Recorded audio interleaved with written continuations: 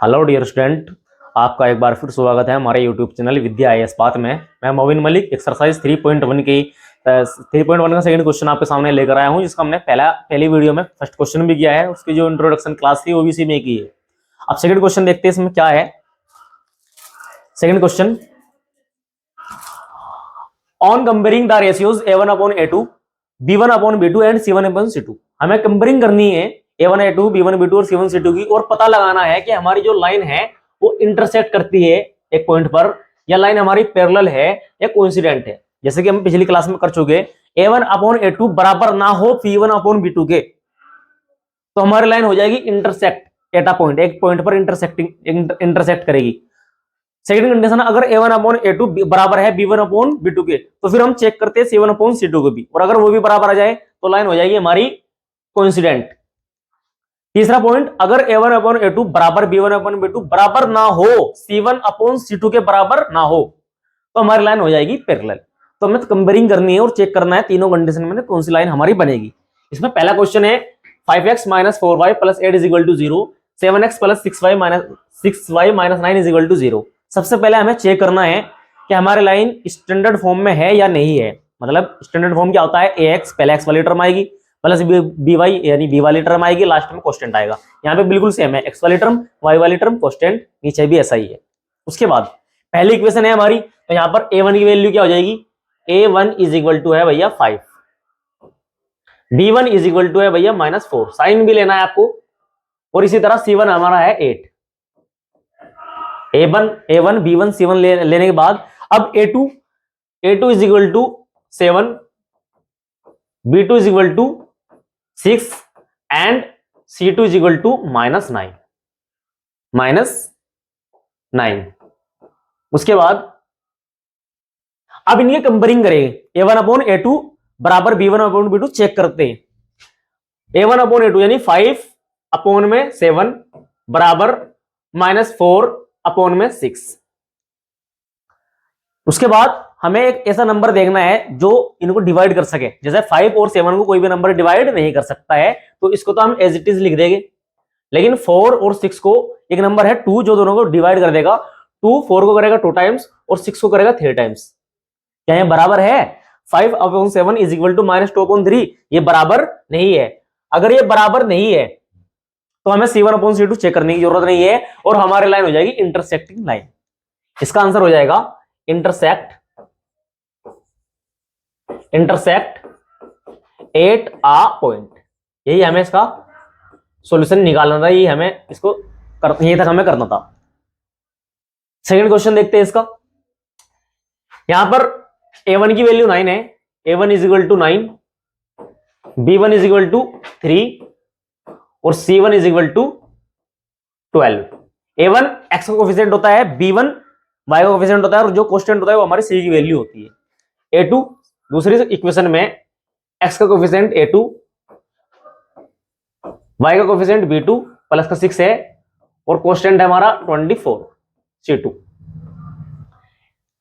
इनकी भी कंपेयरिंग करेंगे। a1/a2 लिख लेते हैं, 9/18 बराबर 3/6। जब हम इनको डिवाइड करते हैं, 9 1 जा 9, 9 2 जा 18,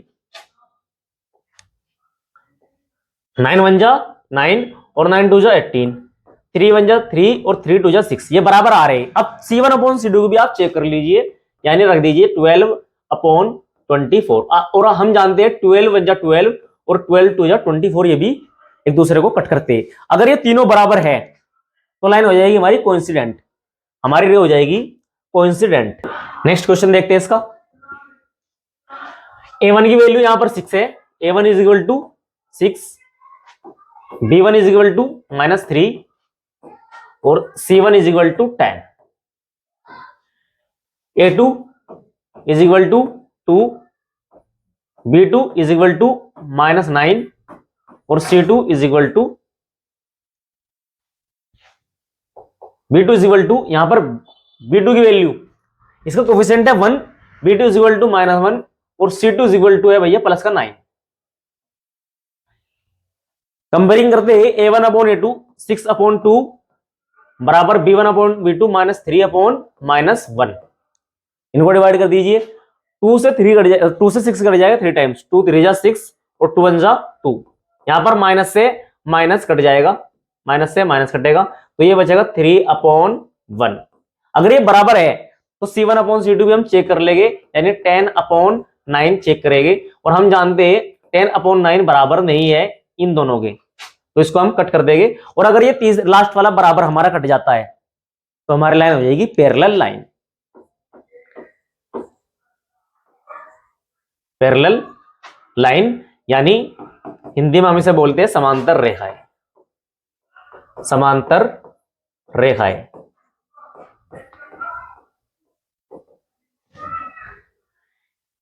कोइंसिडेंट को हम बोलते हैं संपाती रेखाएं। जब घड़ी की सुई में 12 बजते हैं और छोटी सुई बड़ी सुई के ऊपर आ जाती है, एक दूसरे को बहुत सारे पॉइंट पर मीट करती है, उसको बोलते हैं हम संपाती। और जब एक पॉइंट पर एक दूसरे को कट करती है, इंटरसेक्ट करती है एक पॉइंट पर, उसे बोलते हैं हम हिंदी में प्रतिच्छेदी रेखाएं। एक पॉइंट पर प्रतिच्छेद करती है, प्रतिच्छेदी रेखाएं। Question 2 on comparing the ratios. इसी तरह से भी कंपेयरिंग करनी है, लेकिन इस बार हमें बताना है कंसिस्टेंट है या इनकंसिस्टेंट है, और इसको बोलते हैं हम असंगत रेखाएं। अब इसमें फर्क क्या है, सिंपल टर्म में याद रखना है। अगर A1/A2 बराबर B1/B2 बराबर ना हो C1/C2 यानी बाद वाला हमारा लास्ट वाला इक्वल कट हो जाता है, तब आपको बोलना है इनकंसिस्टेंट यानी असंगत। बस उस कंडीशन को याद रख लीजिए आप। इनकंसिस्टेंट कब होगा, बराबर ना हो C1/C2, बस वो टर्म याद रख लीजिए। बाकी दोनों टर्म में हमारा कंसिस्टेंट आएगा। तो उसको देखते हैं सोल्व करके। A1 कितना है हमारा यहाँ पर। अच्छा, एक बात और याद रखनी है आपको, जो हमारी कांस्टेंट वैल्यू है, या तो इक्वल के दोनों वैल्यू दोनों इक्वेशन में इक्वल के इधर हो या फिर इक्वल के इधर हो। यहाँ पर इक्वल के दोनों राइट साइड में है या फिर दोनों लेफ्ट में हो। ऐसा ना हो कि एक इक्वेशन में लेफ्ट में हो और एक में राइट में हो। अगर ऐसा है तो पहले उसको एक साइड में कर लेंगे दोनों को।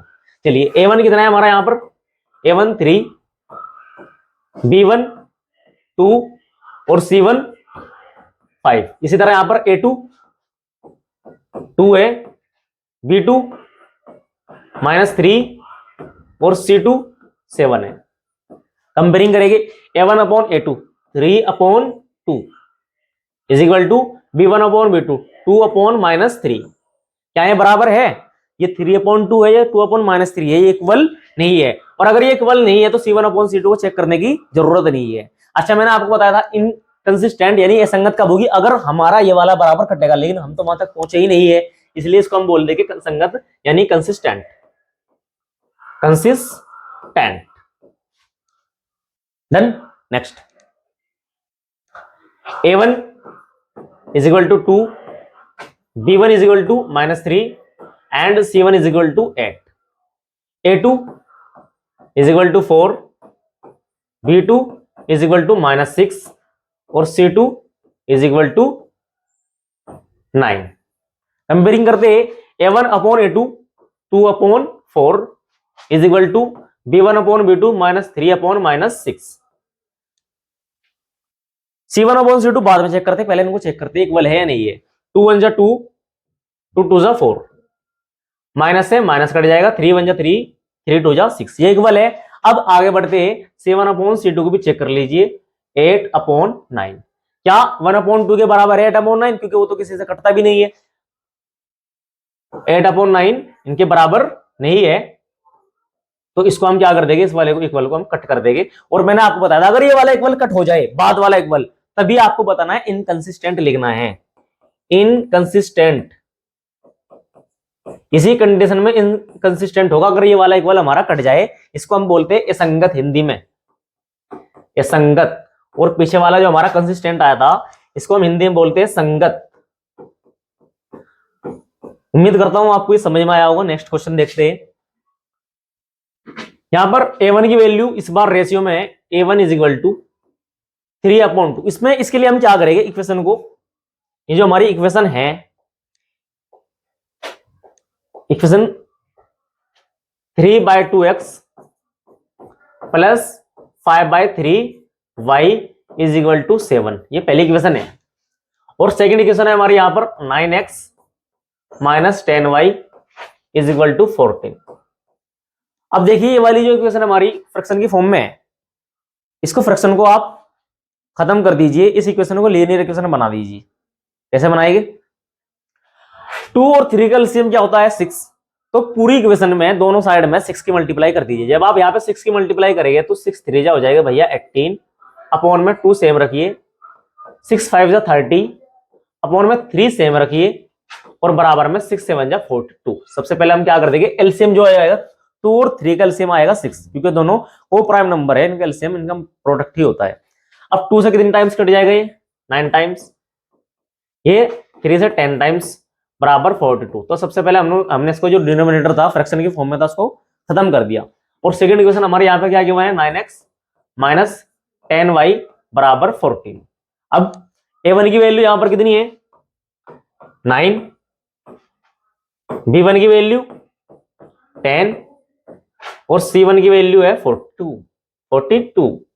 इसी तरह a2 की वैल्यू यहां पर क्या है 9 है, b2 की वैल्यू है -10 और c2 की वैल्यू है 40।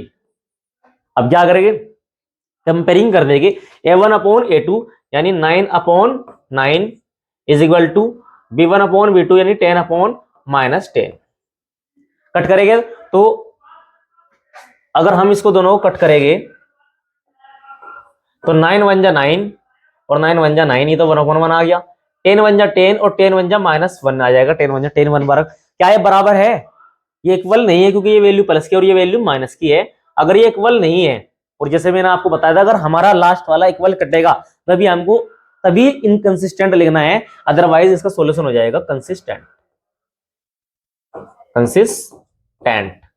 यानी हिंदी में बोलते इसको संगत रेखा है, संगत रेखा है। नेक्स्ट क्वेश्चन है इसका, a1 की वैल्यू यहां पर है 5, b1 की वैल्यू है -3 और c1 की वैल्यू है यहां पर 11, a2 की वैल्यू है यहां पर -10, b2 की वैल्यू है यहां पर 6 और c2 की वैल्यू है यहां पर -22। कंपेयरिंग करेंगे a1 अपॉन a2 यानी 5 अपॉन 10 बराबर b1 अपॉन b2 यानी -3 अपॉन में 6 आएगा। पहले इनको चेक करते हैं, 5 1 जा 5 और 5 2 जा 10 माइनस का 2 इज इक्वल टू -3 1 जा 3 और 3 2 जा 6, ये भी -1/2 है और ये भी -1/2 है, यानी ये वैल्यू अभी हमारी बराबर है।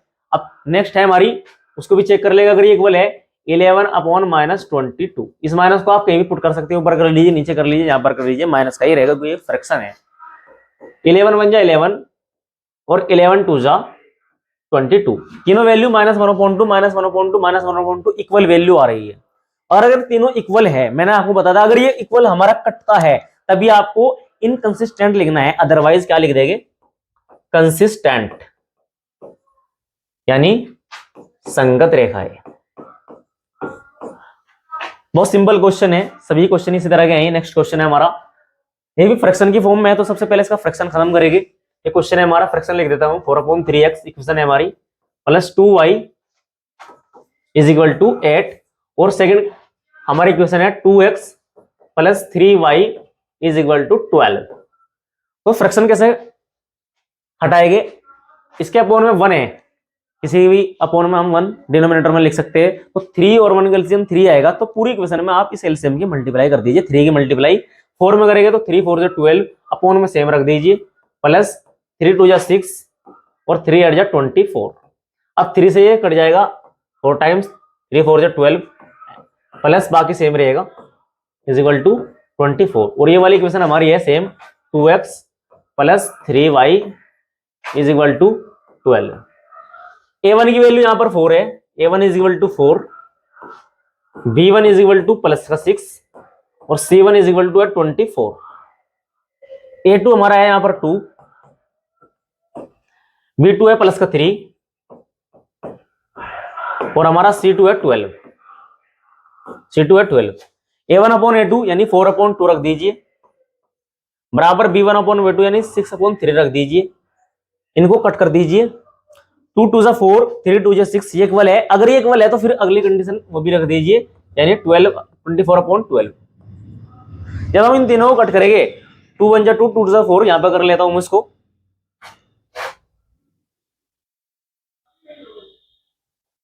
यहां पर सोल्व कर लेंगे।